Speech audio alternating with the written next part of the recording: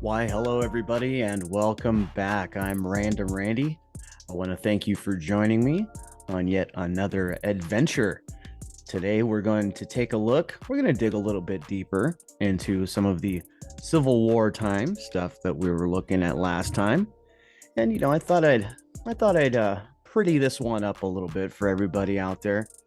Get some intro music, more proper to Red Thread style, if I might say so myself. And yeah, just trying to get back on it. We're gonna get you some longer format episodes here coming up. That way, your folks when you're at work and you've got nothing to do on the 9 to 5. We're gonna go ahead and get you some things to listen to, some interesting food for thought. And so I thought I'd start it out with a little bit of music today, guys. So welcome back once again, whether you're on the podcast feed at Red Thread Podcast and on Anchor FM, or even if you are on the what's it called? YouTube. That's right, guys. The YouTube at Random Facts, same as the Instagram. So just want to thank you all for tuning in. And we're going to take a look, like I said, at advanced Civil War weapons. All right. And so this is important just to, have your brain in the right place when you're imagining, the World War, or sorry, I'd like to call it World War Zero, to be quite honest with you guys. Okay. So there was a conflict happening, this great rebellion, this World War Zero, the Civil War that was happening. And this wasn't just in America, guys. This was all around the world. There was a shift of power, a change of management, maybe. So it's interesting to think of, especially when you take into consideration some of the things that happen immediately after the Civil War, supposedly things like the fires of 1871 and 1872. If you're not familiar with these fires, please go over to Great Deception Podcast. My good buddy Matt over there is just killing it. He's got some amazing insight, some personal experiences that he outlines. I think he's 2 episodes in now. So 3 hours into this very just expansive subject. And, I really feel, guys, that this portion of our history is kind of brushed over, glossed over so much. We are so polarized and brought to argument about these sorts of things that we don't really spend the time. We don't take the moment to breathe and think about this stuff. So that's what I want to start to do here. I want to really dig into this. I want to get it in a beautiful format for everybody out there, not just a quick, easy to digest bite like the YouTube channel videos have been, but something a little bit more personal, something a little bit more worthy of all of your time. So I want to thank you once again for joining me. And this is Red Thread Podcast at Random Fracks YouTube channel. So getting right into it, guys, we're looking at advanced Civil War weapons. Now, something I want to point out is a lot of this information is available to us. Keep in mind, I know some of you might be thinking, well, you're just looking at a mainstream website to pull this information from. Now, this is where I begin my dive, okay? And I've done quite a bit of digging into the specifics of some of these people, these characters. Of course, you find very limited information on many of the architects, generals, leaders in this period. We have almost nothing that gives us the story of the other side, the story of the rebel cause. We really don't know what that was. We know what we're told. We understand that, or we're told to understand that this was an issue with slavery. Now, I beg the question, are we not all slaves today? So, you really have to keep an open mind here. I'm not trying to stomp on anybody's faith, history, religions, whatever. With any of the things I say, it's very important to understand that this is as unbiased of a perspective as I can get. I'm human too, just like, I don't know, maybe 100 million of you out there. The rest, I think, maybe not so much. They might just be tuned into the system and completely lost all humanity. It's what it seems like. It's what it seems like in the world, right? So we're going to take a look at some Civil War weapons today before I get too far off on a tangent about NPCs and that sort of thing. So let's take a look here. And I'll go ahead and my video is not doing me justice anyway. I just want to show you what we have here.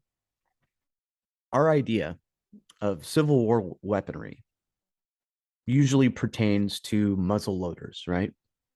These would be what dominated the battlefields of the Civil War, being used supposedly in the hundreds of thousands with bayonets.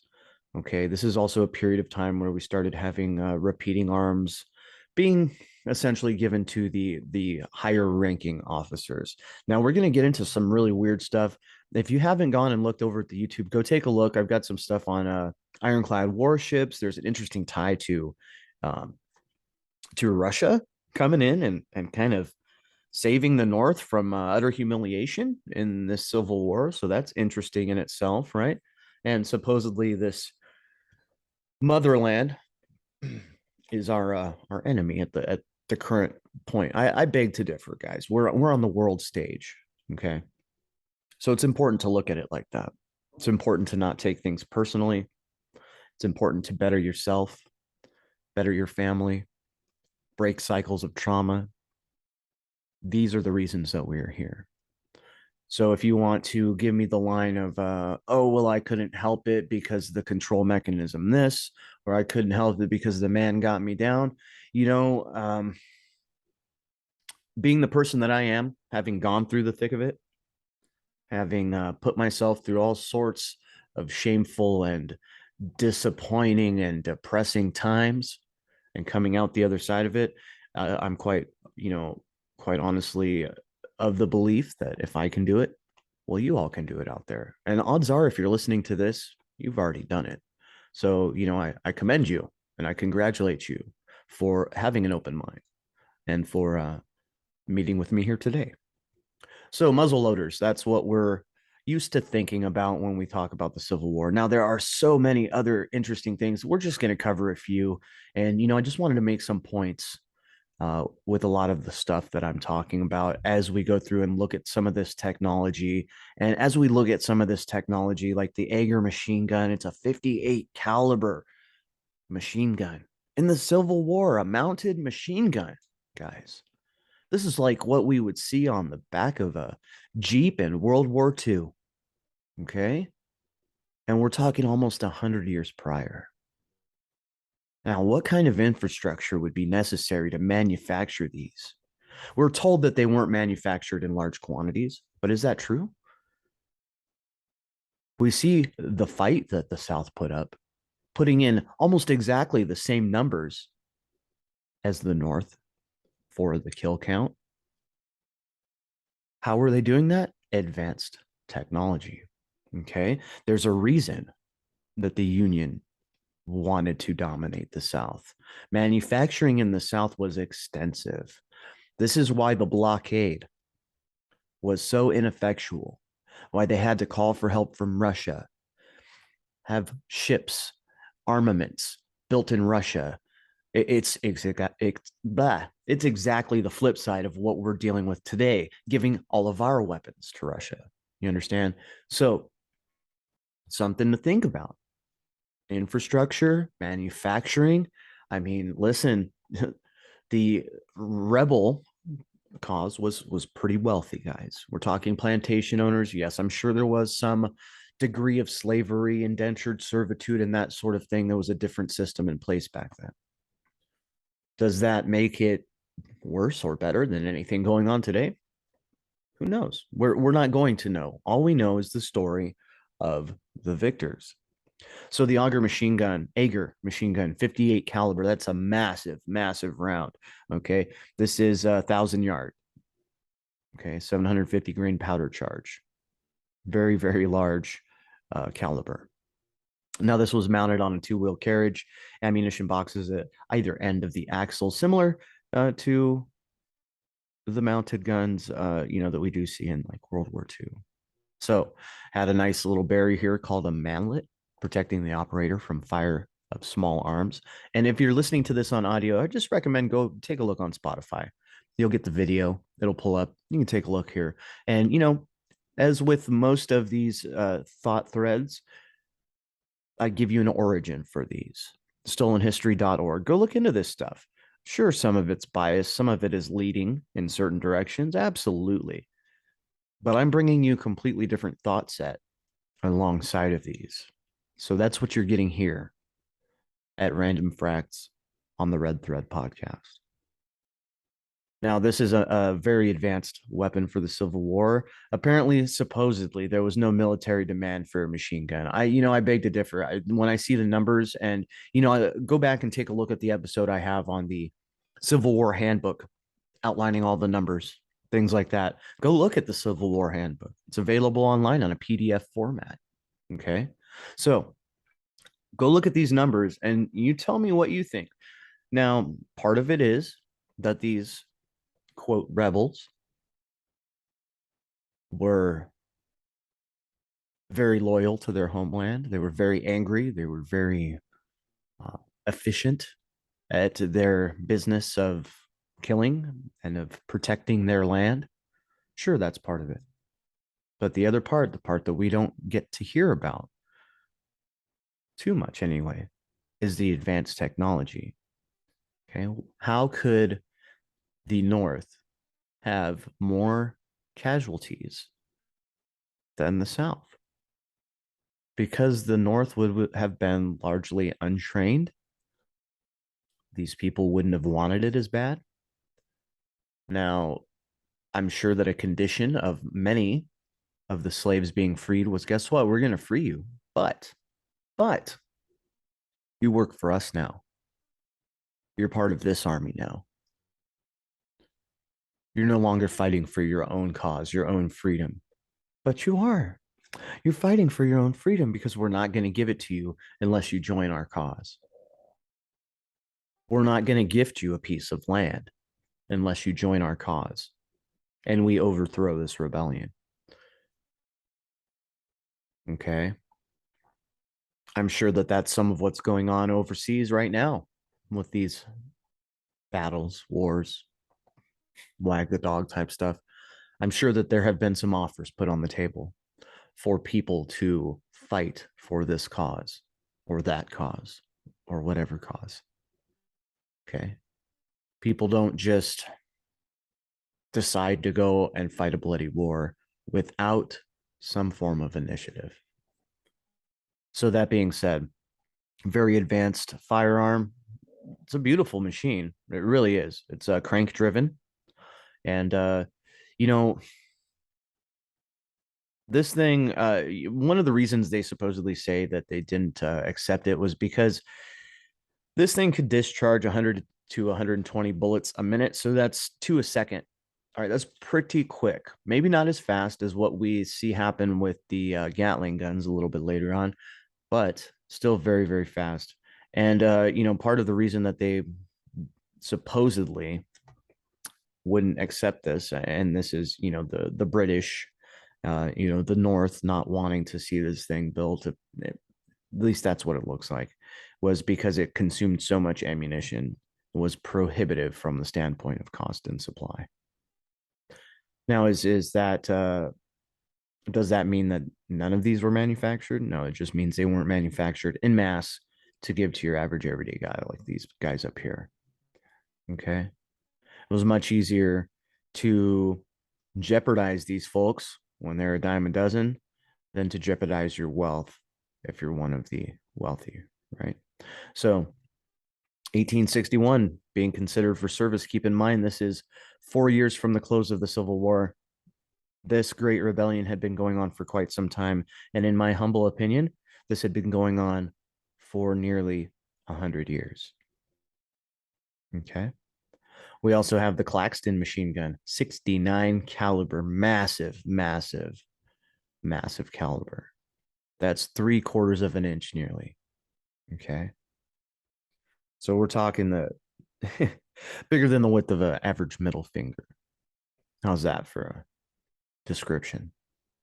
Now, this one was the Claxton. This was a crank driven. Swing this crank back and forth, and this thing would just fire them off as quickly as you could. And a pair of barrels. So that lever is pivoting back and forth, firing one barrel, then the other. This would give you essentially double the firing capacity and capability of the Jaeger. Okay. Maybe it wouldn't have been quite so quick. It was a different kind of crank, but you would have less rounds going through each barrel, therefore allowing for less heat. So this was governed, the rapidity of fire governed by the physical ability of the soldier to work the handle to and fro. So you can have one guy doing the work of many, many soldiers with this one firearm. So I hope that you're able to see how maybe the rebellion was able to stand their ground for so long.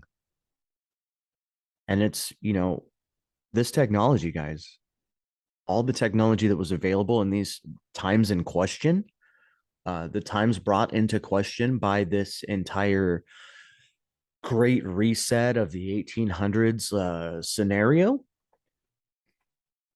this thing is being rolled out to stomp out our history, to stomp out the history of this rebellion. They tell us, remember the Alamo, but does anybody remember the Great Rebellion? Aside from secessionist groups and possible, terror ties or whatever? No. Unless you're falling into the category of drunken redneck, that's the status, that's the stereotype given to anybody that speaks up about the Civil War, anybody that speaks up about it. It's called a secessionist, a rebel without a cause, et cetera, et cetera. And again, I just want to be clear that, I'm not trying to look at one side over the other.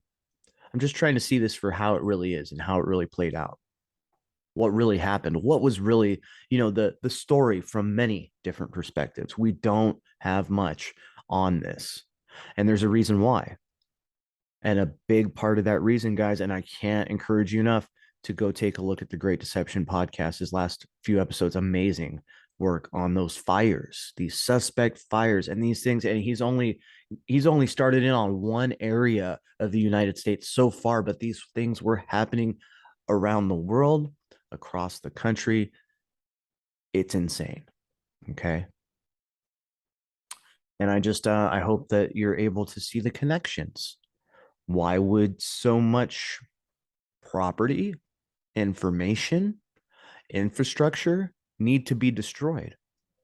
Well, it's very simple when you look at it like this. The rebellion was squashed, and the remnants of those people had to be removed. Much like we see today. What did we see happen in Iraq? It was all removed by Halliburton and all of them, right? Going in afterward, BlackRock. Going afterward and build an entire new place. Why is it so crazy to think that that didn't happen over here, guys? Gotta ask. So, Claxton machine gun. Impressive. Very impressive. Scandinavian engineer. So we're talking, semi-Germanic origins. There was a very diverse group of people living in the United States that were a part of this rebellion. Okay. These would have been the people seeking asylum, seeking refuge in earlier times, during those revolutionary times. Fleeing France, fleeing England, fleeing Germany in the 1700s, establishing themselves in the quote, new world, and developing means for successful endeavors. Were some of them slaveholders? I'm sure they were. I'm sure some of this manufacturing was taking place. And when I say slaves, guys, listen, we're not just talking about African Americans or Moorish or whatever you want to call them. We're talking about children. We're talking about women. We're talking about the lower portion of society was indentured servitude. It was a different system, but it was still a system nonetheless, same as it is today. Now, did they have to wait till they were 65 to retire? I don't know. Life expectancy supposedly was shorter back then. Maybe they were cut loose after their stint in the military. Maybe that was the deal. I think that's definitely a part of what the military was offering these folks was their freedom. So was this a fight for freedom? Certainly on both sides. The Vandenberg volley gun, 50 caliber, 85 barrel model. This was uh, stated to be used by the Confederates. Could you imagine a field of dudes with bayonets walking up to you, walking up towards your encampment or your area or in your bunker, your fortification, and you have one of these bad boys? Sure, it would take 85 seconds or so to load, but look at this thing. Incredible, isn't it? And these are just some representations of what they had available. Even if they only had a few of these, this thing has the firepower to annihilate massive quantities of people. Think of it as an incredibly large shotgun with rifled barrels. Very deathly accurate shotgun. 50 caliber. This thing was massive. That's a half inch, folks. Isn't this unbelievable? So, if they had the machining capabilities to manufacture things like this, what else do you think they could manufacture? Now, regardless of whether it was steam power or electric or what, the grinders, polishing capabilities, CNC machining apparently was a thing. Look at this work. Okay. 85 to 451 barrels, depending on the size that it was designed for. So they didn't just have one of these guys, they had several different sized, probably ranging from 20 or 30 caliber all the way on up, 45 caliber, 50 caliber. Huge, huge. So when you think about warfare during this time, it was very, very advanced. Very advanced warfare.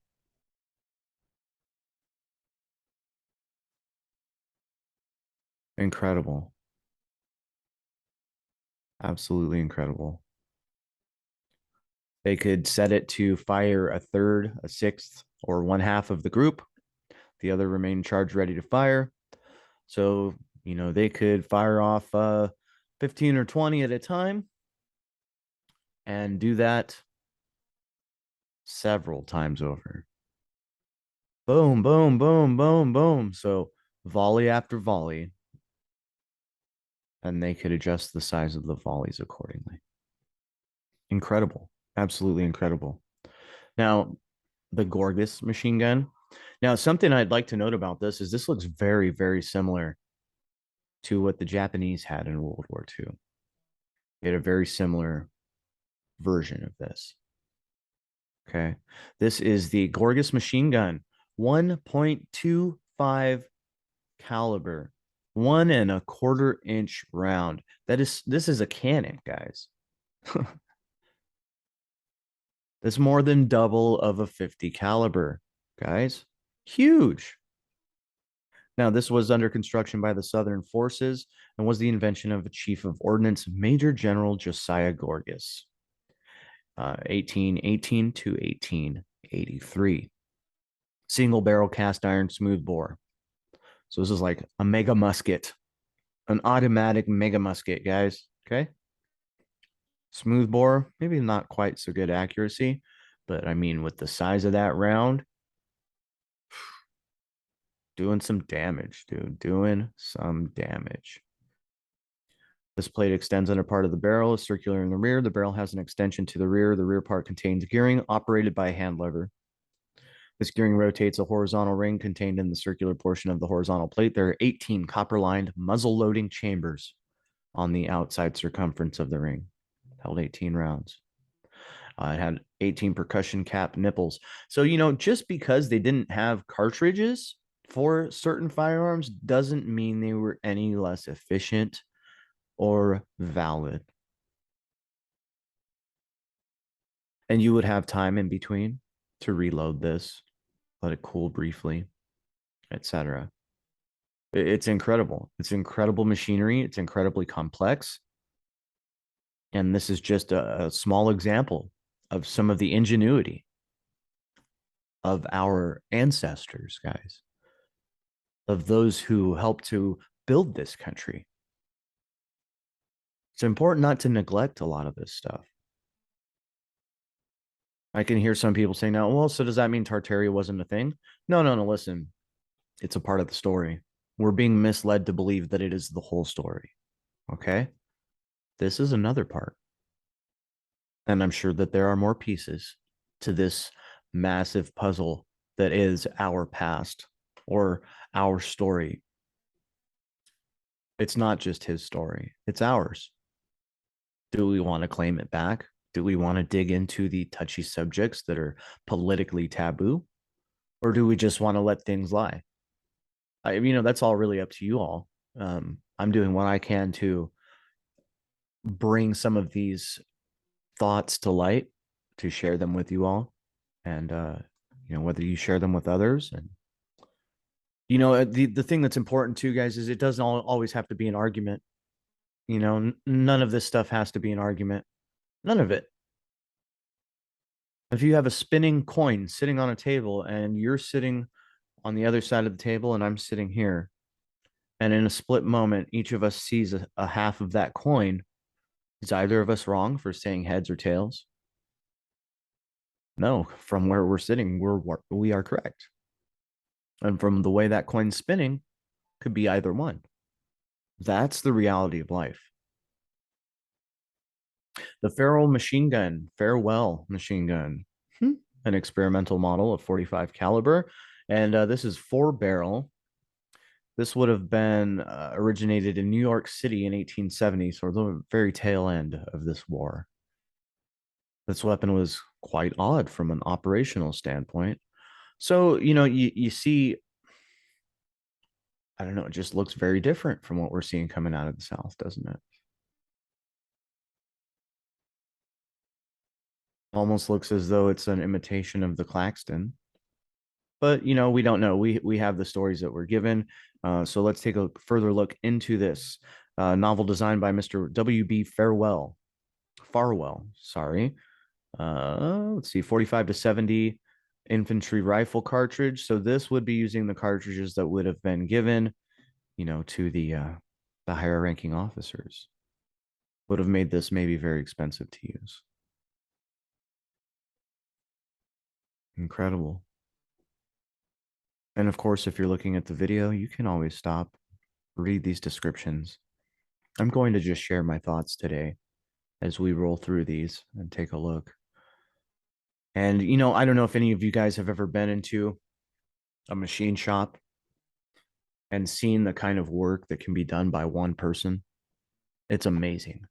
Absolutely amazing what we can create when we put our minds to it, what we can manufacture on a very personal level. And if these rebels each individually had the will and the means to manufacture for themselves, they definitely would have. And they did. And then you have the answer to the rebel manufacturing coming from the North in a situation like this. Okay. So it's much like today. We have a weapon come out and we have the answer in defense, or we have the answer as the next better weapon. This has been happening for a long time, guys. A long time. And it's very involved. Now, does that mean that there is not a possibility, rather, that certain groups of people were introduced to this country intended to inherit some of the things that were remaining after this war? No, I think that's a possibility also. I think it's part of the story, but it's not the whole story. Okay.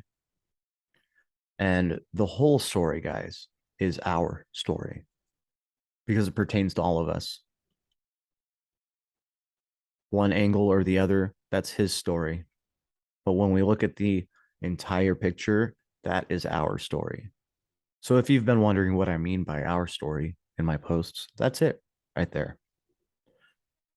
Incredible machinery could be easily made by one man in a machine shop. Might take a little while to manufacture all of these parts, but if they know what they're doing, you could get a few parts a day, say 50 parts. Maybe it'd take you a month to build this. That's just an estimate, guys. I'm not a machinist. My father was. So I'm capable, or I'm understanding what the capabilities are in even a small single CNC machine shop. Yes, nowadays they use computers to guide those CNC machines, but they would have had jigs, they would have had methods to manufacture these items. So now we're getting bigger, bigger, bigger, bigger. The mitrailleuse. Whoa, that's an incredible cannon. 25 barreled version modified by a French ordnance officer. So you have these guys, listen, you have these guys using these weaponry, this cannons, and seeing opportunities for improvement. They could take a cannon of a large caliber and put inserts in, modify it from a single barrel to a multi-barrel. And there are inserts that you can have for like a 45 caliber handgun today that will allow it to shoot a smaller caliber. Maybe not so much multiple smaller calibers, but you get the point, right? All it takes is some machining, guys.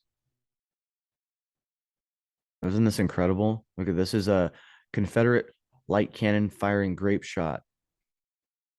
And successful employment of Confederates manufacturing these caused a wave of inventions to correct the greatest weakness in this method of artillery. The cannon were smooth bore, limited accuracy.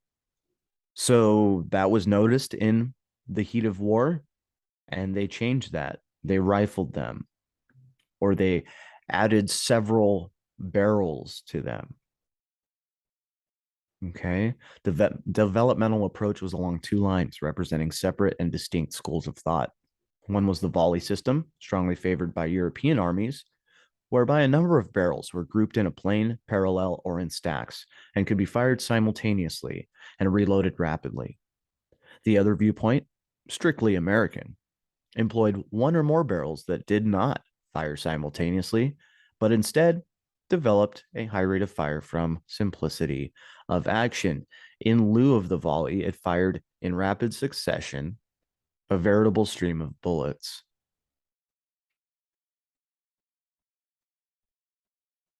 Now, to impress military authorities and advertise an improved means of delivering the universally used grape shot, European inventors called their firing mechanisms mitraillon, meaning grape shooter.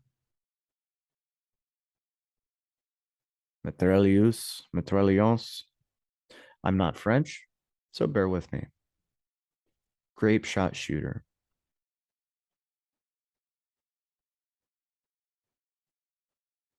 So later, Montaigne constructed some guns of this kind for the defense of the Belgian fortifications. In 1867, he persuaded Emperor Napoleon III of France to introduce the improved Fafchamps gun, now bearing Montaigne's name, to the military authorities. Napoleon III was so impressed with the gun that he ordered its manufacture under great secrecy by Commandant Derif at the arsenal at Meudon.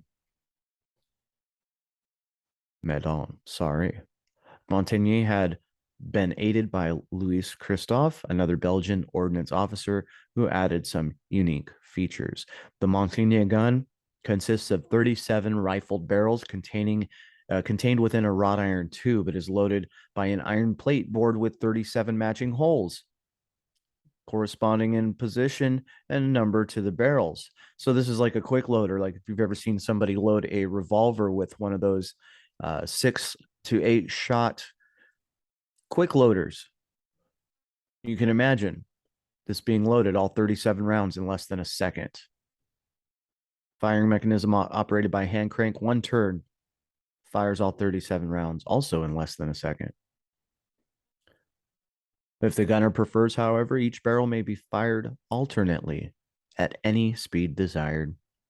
The average rate of fire by a competent crew has been recorded as 12 bursts or 444 shots a minute. And that's coming out of 37 barrels. When the plate dropped into position, the encased cartridges are aligned with their chambers. Grooves formed on the face of the breech block receive the plate, which, upon being dropped onto it or into it, is guided by the advance or withdrawal of that piece. Bam, drop it in, push it forward, it's loaded. With the cartridges in place, the gunner rotates the loading crank with his left hand. The breech block advances, pushing the plate forward until the projectiles enter their appropriate barrels. The plate serves as firing chamber. By this act of locking the weapon, the spring-loaded firing pins are brought back to the seared position, ready for firing. And it cannot be cocked until the weapon is securely locked. Accidental discharge, thereby being impossible. The neck of the cartridge case extends into the barrel just enough to form a tight seal, preventing gas leakage. The gunner now quits the loading crank and takes his position by firing the crank at the right side of the gun. He can fire all of the barrels one by one, or by one swift turn, rather, or slowly space each shot as he sees fit. So he can crank it all the way around, shoot them all off real quick, or he can slowly click, boom, click, boom, click, boom. When the last barrel has been discharged, the operator backs off the loading crank, opening the breech. Very simple mechanism, very beautifully put together. This would mean you can bring in your average Joe and they could fire this thing without any accidents and things like that. Incredible. Absolutely incredible.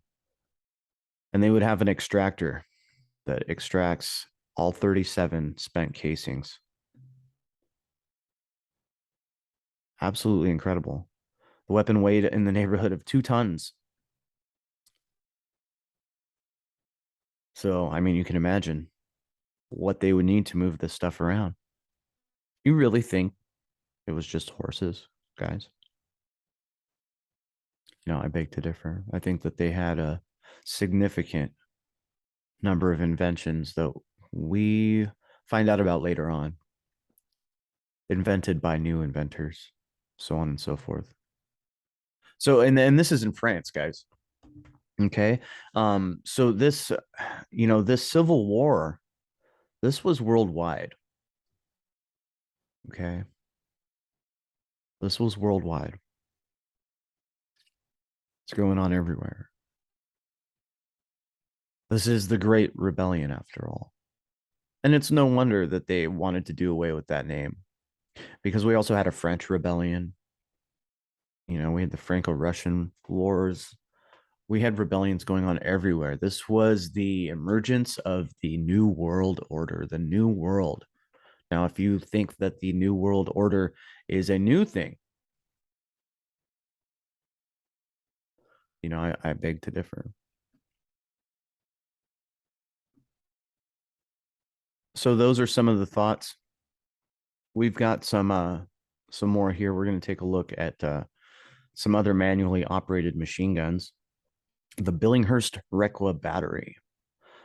The effect of the failure of the Colt revolving rifle was to turn development of new weapons entirely over to civilians. The military authorities refused to be interested in anything beyond some means of producing volley fire, similar in arrangement to the early organ gun. The civilian inventors realized they had difficult sales problems.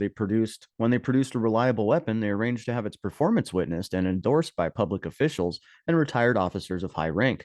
By this, they hoped to prove that their weapon merited trial. So imagine you have so many different inventors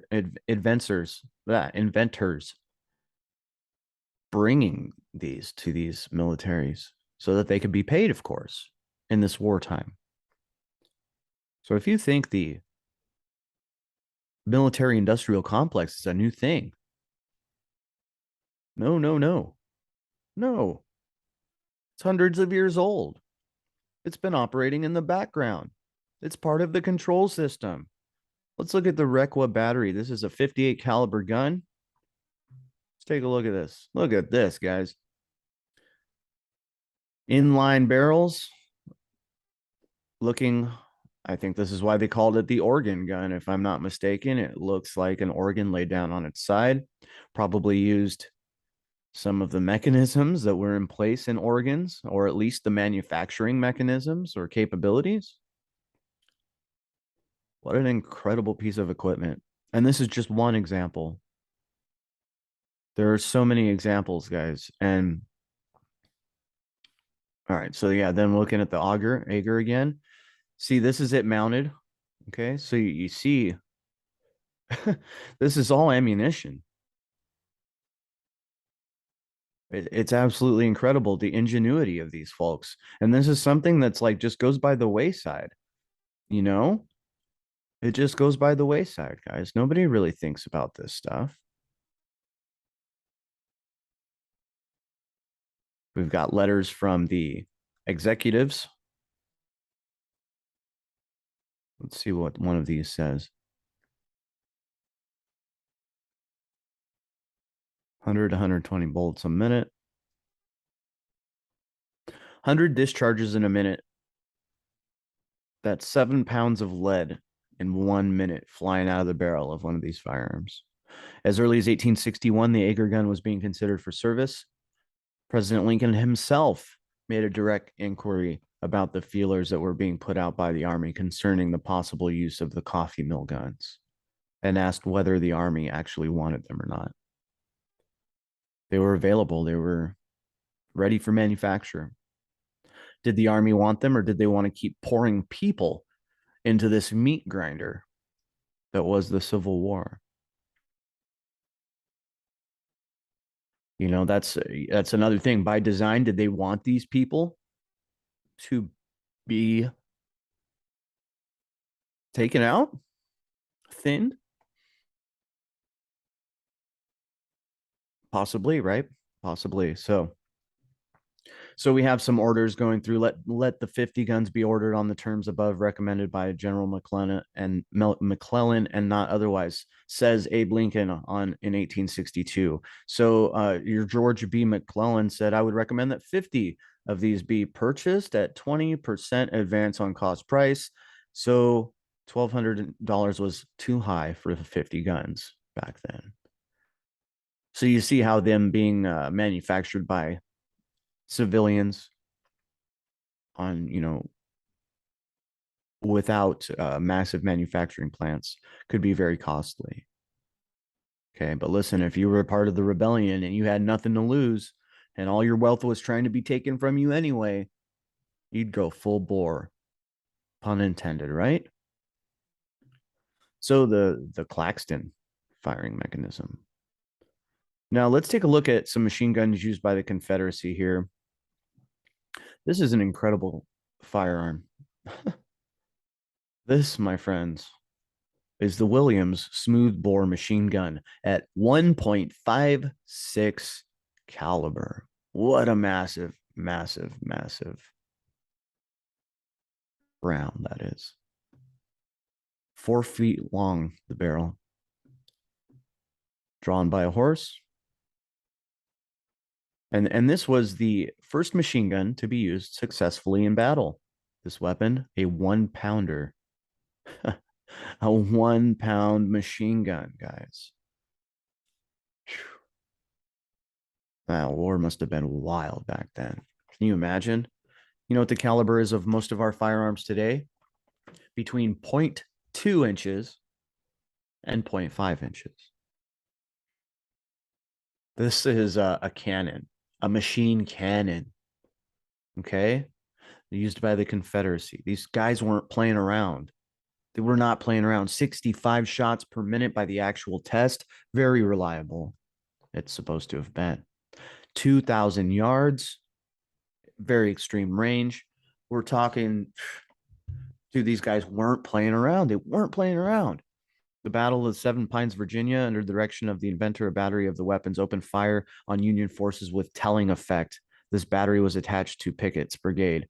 Later, when some Union officers were captured by the same Confederate forces, their first inquiry was concerning the strange rapid-firing guns used on them at Seven Pines. It clearly made a great impression on the Northern troops.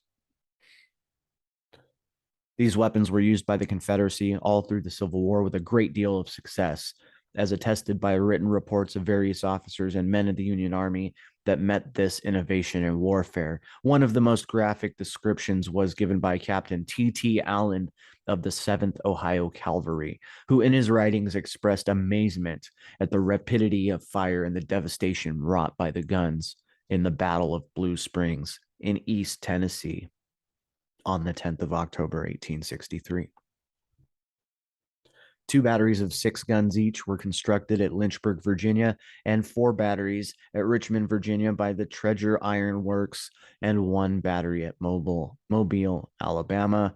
General Simon Bolivar Buckner placed those made at Mobile into the artillery branch of the Army under his command. One of these guns, with all accessories, was captured by the Union Army at Danville, Virginia in April 1865. So you can see here how they would have been, periodically capturing this technology from the South, reimagining it, and putting it back out 5, 10 years later. Wow. Absolutely incredible. We already kind of touched on the Vandenberg volley gun. It's incredible, absolutely incredible. And this was a rifled volley gun. These things would shoot straight, guys. Okay. General Vandenberg, at the outbreak of the Civil War, made many attempts to sell the arm to the United States government. He even went so far as to offer to ship the gun from England for experimentation free of charge. So, do you really still think that the Revolutionary War established America's freedom from Britain and England? Because less than 100 years later, here they are sending them experimental weaponry and things. Now, I do have some inquiries, some questions as to the manufacturing capacity of the North of the Union. Was that devastated, sabotaged, or was it just laid waste, like we are told, by the British in the late 1700s? So we'll probably have to dig into that a little bit more sometime. But so part of the reason they didn't go through with this is it took 9 hours for one man to clean the bore and chambers of the weapon adequately. so so as it turns out, yeah, maybe not such a great idea to have so many barrels, right? They weren't interchangeable. It was all built into the single piece. Incredible. Absolutely incredible. The Confederate revolving cannon.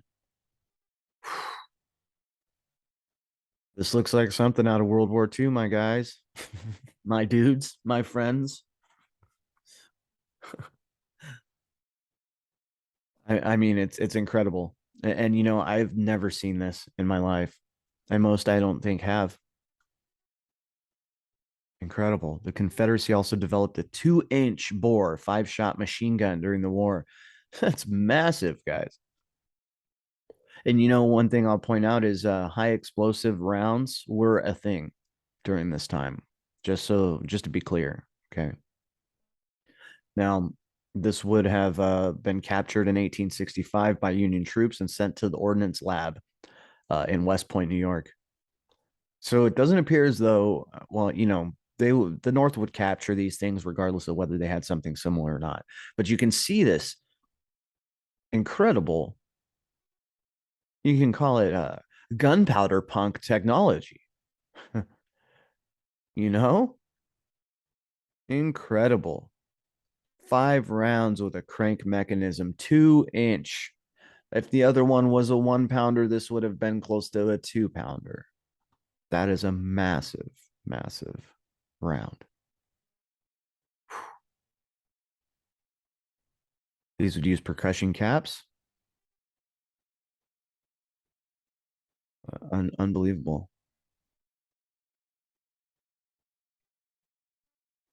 Wow.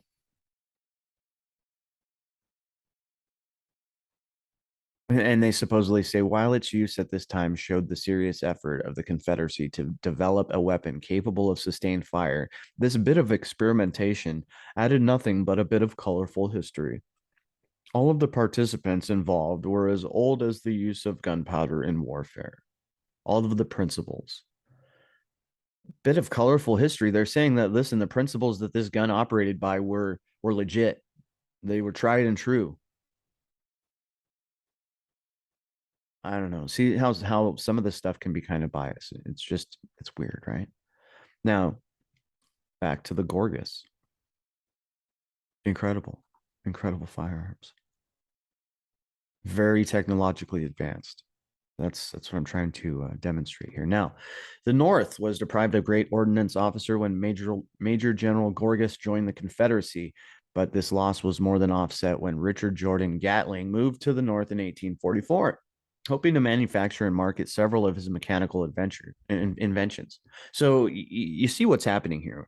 We have this movement of job people, right, happening, and this happens all the time. There are people today leaving the United States and going overseas to sell their goods, engage in this warfare, make profit. And it was the same back then.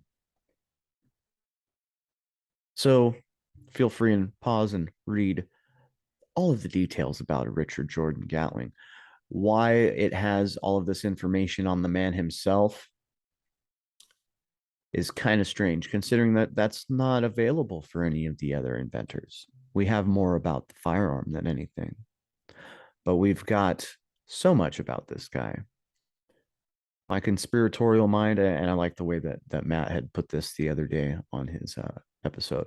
My conspiratorial mind tells me that this information is taking the place of more relevant information about the weapon itself, possibly the true origin, but that's just a thought. Is it valid? I don't have anything to back it up, but it's a thought nonetheless.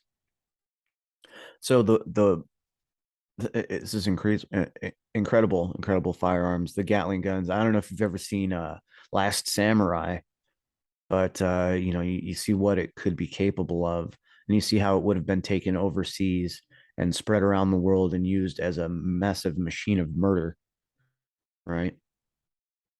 So this model had many of the bad features of its forerunner, the Jaeger. It used paper cartridges and steel chargers that acted as firing chambers. The chargers were primed with percussion caps on nipples, and the bolts acted as strikers to fire the caps. So, a little bit dangerous, it seems. A gravity hopper fed the firearm.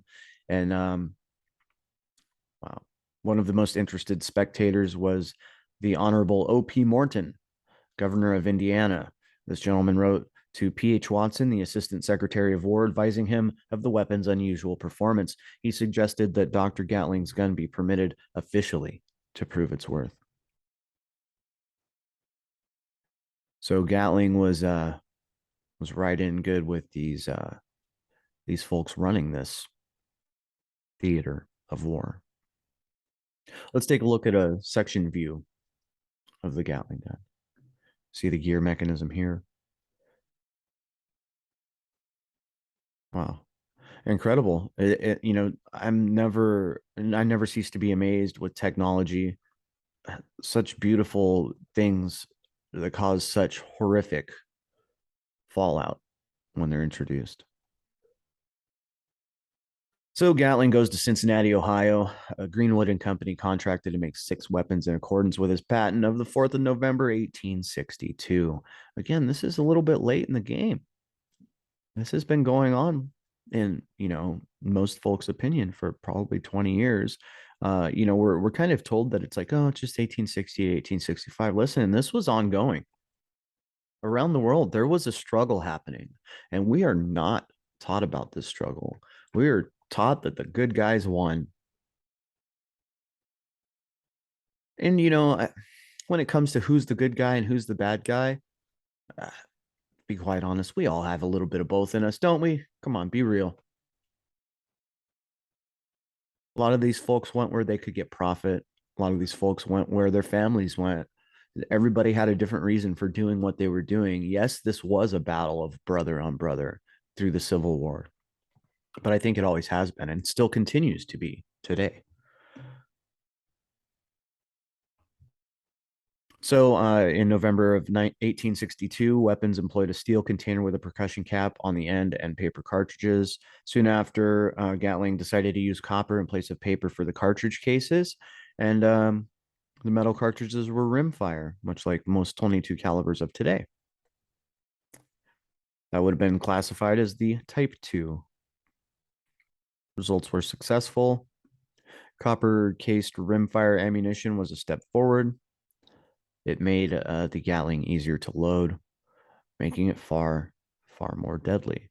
Both types of the 1862 model were made with 6 barrels and in rifle caliber 58 only.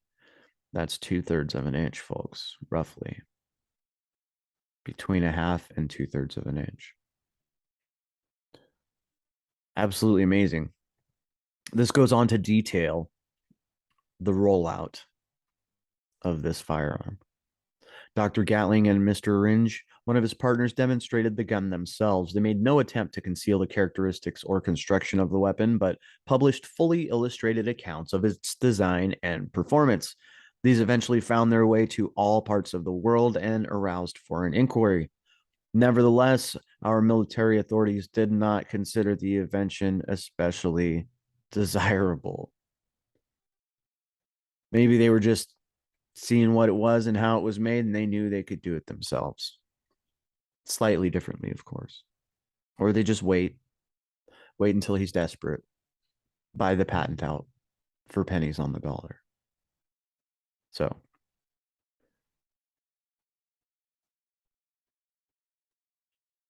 and he goes to the French, Mr. Major Armaldon, the French Royal Artillery in 1863, suggesting the devastating possibilities of his gun in warfare. So he didn't wait around.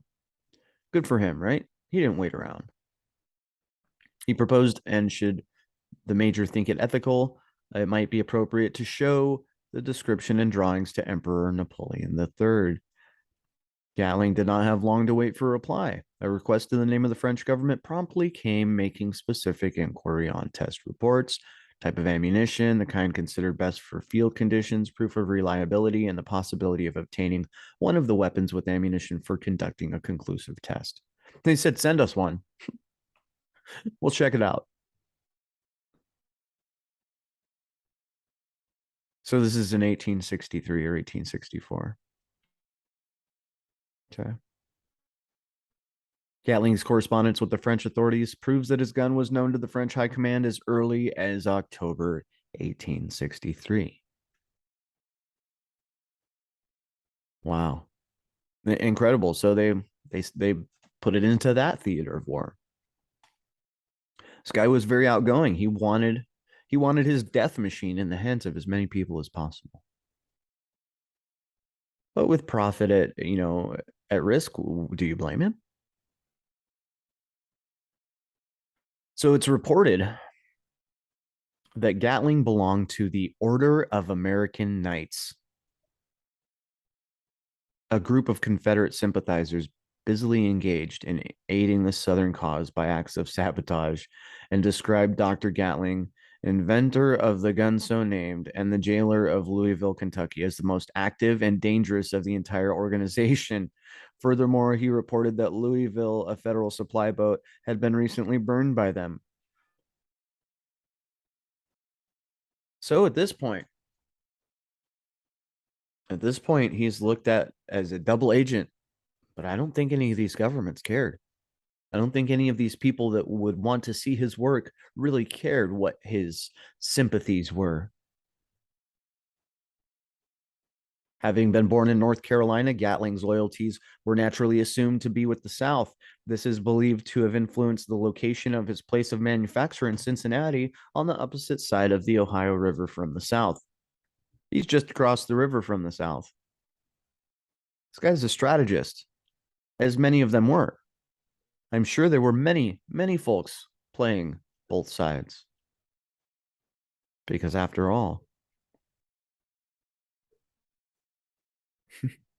a number one's the most important, am I right?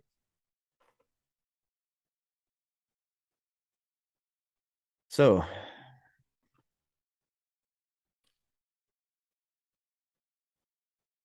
Should he have gotten into quantity production, it would be strategic position for selling of his product to both the North and South. He could have either delivered the guns or let them be seized in his shop by a quick Southern raid. Amazing. So, whatever his incentive was for locating in Cincinnati, nothing materialized. Gatling did not receive from the armed services of either side the recognition he expected. Therefore, his production was meager. However, during this period, his gun was given an official trial at the Washington Navy Yard and successful enough for Admiral Dahlgren to approve the weapon's adoption by any fleet or squadron commander who requisitioned it. Now, the Model 1865 Gatling. Okay. This has all of the corrections made to it, changed everything out, took out all the malfunctioning parts, beefed it up. And with the completion of what he thought was the solution, Gatling ended his partnership with McWhinney, Ringe and Company of Cincinnati and contracted with the Cooper Firearms Manufacturing Company of Frankfort, Philadelphia, Pennsylvania for the production of an improved gun. James Maslin Cooper already had an outstanding reputation for precision built weapons. Therefore, the Gatling guns made under his contract between 1865 and 1866 were a marked improvement over the earlier models. The modified Gatling design used 58 caliber rimfire copper cartridge case, having a powdered charge of 54 grains and a mini bullet of 566 grains. It had 6 barrels, as did the earlier models. However, this gun's design resulted in the excellent piece that was so universally accepted. Absolutely incredible. Stunning. So we have some of the correspondence here. The supposed correspondence, of course. Okay. And this thing would keep firing. We had it belt fed. Okay. If I'm not mistaken. One man installs a loader feed while the other operator operates. One by one drops into the groove, or say it was just gravity fed. Would fires as quickly as you could crank it. Wow. So adoption by the United States.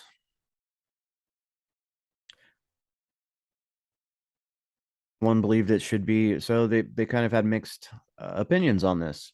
Nobody really wanted it or saw it as something to be used as an infantry weapon, which is, probably a good thing for those that would have been on the opposing sides, right? So many of the trials included its being fired in competition with howitzers and cannon. In each instance, the Gatling placed more bullets in the target than did the artillery, if allowed to fire as many bullets as the number of grape shot fired. On the basis of these results, the gun was officially adopted by the United States on 24th of August, 1866. In 18 months' time, the 1-inch weapon had been manufactured,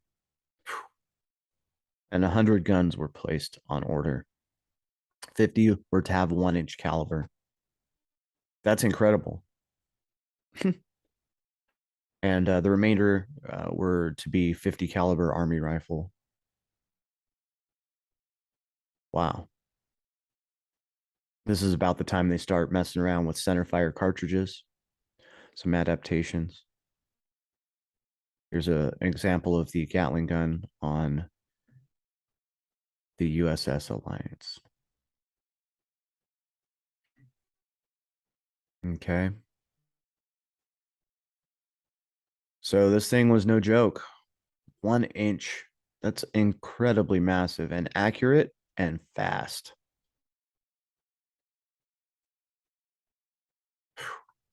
Boy, I'll tell you. 10 barrel version with the 1 inch. Ooh. That's the first deviation.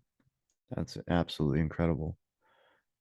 International acceptance of the weapon. Shortly after the adoption of 1865, the weapon was manufactured in Europe. They made the guns with 10 barrels, some sizes including a 65 caliber, using a solid 3¼ ounce bullet with a caliber of 0.75 and with a lead projectile of 4 and a half ounces. So depending on Whether it was the 6.5 or the 7.5, you had a 3 1/4 or a 4.5 ounce bullet. Wow. 88% of the bullets on target. I'll be. Now there's in the heat of battle though, we were looking at 27% hits. Okay. Absolutely insane death dealing instrument as it states here. It's incredible, guys. And this is the 10 round with the feed drum. Gosh, look at this. As fast as you could crank it, man. You know, all they had to do was put a machine on to crank it, and that's what we have is now called the Vulcan cannon, hung low from uh the tank busting aircraft of our time. This thing is an incredible weapon, and it still exists. This is the 1883 model, by the way. So just after the Civil War, just after 1865, the North then acquires all of this fine technology. Was that the reason for this battle? Was the takeover of all of this technology? Possibly, right? So, I mean, it's incredible. Absolutely incredible. General Custer. You know, I don't know. These pictures are interesting to say the least. Some Gatling guns set up and being ready for use. This would have been the turning of the tide. We would not have the same scenario taking place. We wouldn't have these guys standing in the field anymore with this coming out. You know what I mean? So, and then the history goes on and on. Uh, I okay, yeah, let's take a look at the military use weapons. We already looked at this volley fire gun. Details on that. Okay. Well, the Hotchkiss machine gun. Look at that bad boy. Incredible. So, you know, this whole thought of a great reset, low technology, horse and buggy, like, listen, guys, the capabilities were there for some incredible stuff. This is a 37 millimeter revolving cannon. Wow. This is when it all changed. This is when everything changed. Look at this. Incredible, simple mechanism, efficient, beautiful, if you ask me.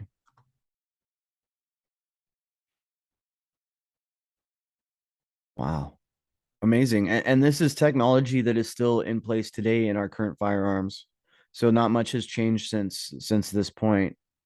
Okay, the Gardner machine gun, 1879. So I mean, it just goes on. The advancements keep coming. They become more efficient. They become more deadly, more accurate. So this is an updated version of the firearm we were looking at here early on. Okay, you see what I'm saying? Absolutely incredible weaponry.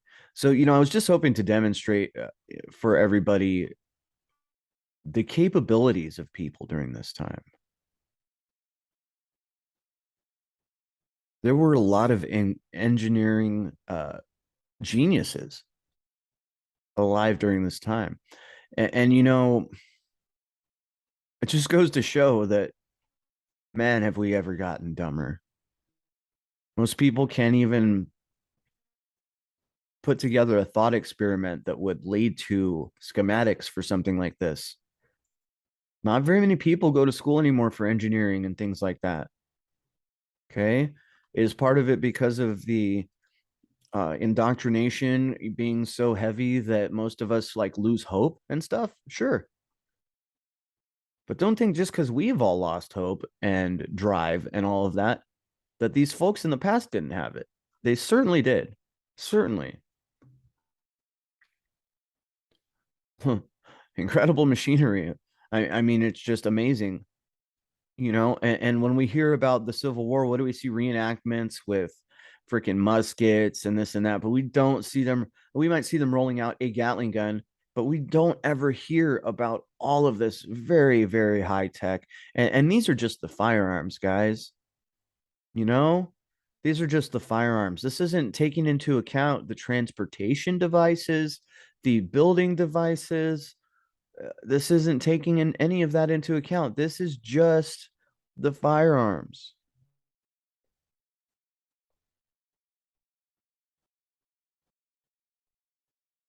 Wow. Here's the stats for everything. The Wilder machine gun. What's that one look like? An updated version of that Oregon firearm, maybe we were looking at earlier. So, you see the kind of evolution of these things. Incredible. And all of these mechanisms are still in place today. Like these are still what are being used. The Bailey machine gun,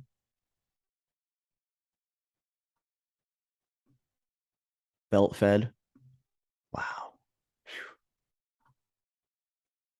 And when was the Bailey machine gun? 1874. So you see, this is on the tail end of all of that. Now, keep in mind, there would have still been people fighting back against the Union even after the Union had kind of won. Um, they would have moved around, gone to different places, maybe gone west to the wild, wild west to escape. Many of which would have had prices on their heads and things like that after the close of the Civil War. Unbelievable. Nordenfelt. So it goes on and magazine fed. So we have the evolution of firearm happening here. 45 caliber on top of a ship. Unbelievable. Unbelievable. The Taylor machine gun.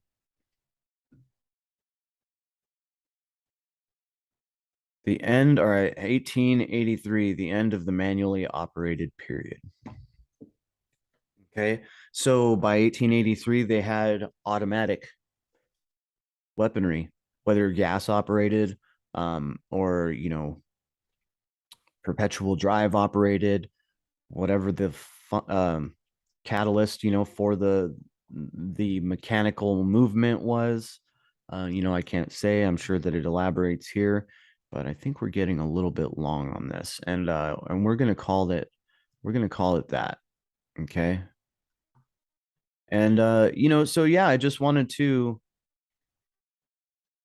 specify and show some of that stuff, and kind of here at the end I'll show you some of the topics that that are here. Tons of topics. Does that mean any of these aren't fed to us for certain reasons? No, I'm sure, guys, I'm sure. 1844 recoilless gun. So I mean, even in the early times, we have this thing which was capable of firing without a recoil in 1844. This would have led the way for automatic weaponry. When you condense that gas that's moving in there, you can then reuse it to reload the weapon. Okay, so these are just some of them, guys. These are just some of the examples that I wanted to share with you all. And I hope you've enjoyed this episode of Red Thread Podcast. And if you're on the YouTube, thank you for tuning in. And please, like, share, tell others about us so that we can get larger, the royal we that is, of course. And it would be much appreciated. So I want to thank you for tuning in. Once again, I'm Random Randy, and I hope you have a great rest of whatever it is for you, morning, noon, or night.